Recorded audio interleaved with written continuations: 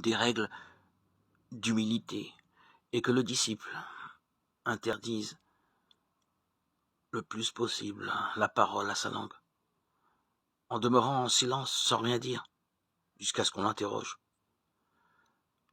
L'Écriture nous l'indique, en parlant beaucoup, tu ne saurais éviter le péché. Et l'homme qui suit sa langue ne marchera pas droit sur la terre. Ne sois pas aussi ni prompt ni facile à te moquer, à rire, car il est écrit l'insensé lève sa voix quand il rit.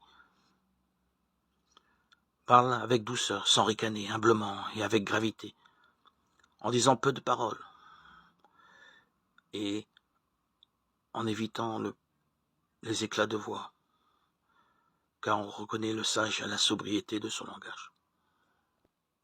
Sans humilité, on ne peut faire que des caricatures de vertu.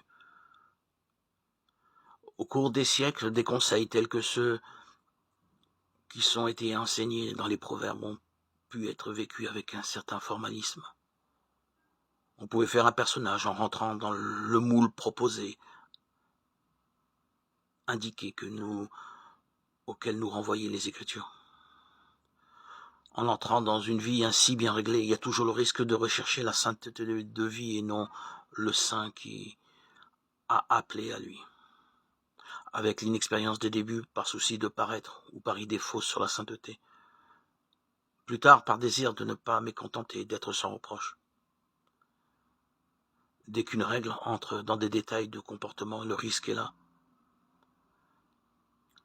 Le chrétien ne peut pas tenir sa foi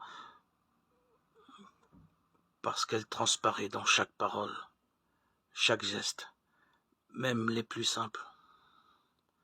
L'amour que Dieu nous a donné en Jésus transparaît à travers lui. La foi du chrétien rayonne, elle ne peut être cachée. Crée en moi, Seigneur, un cœur pur, ô mon Dieu. Renouvelle et raffermis au fond de moi mon esprit.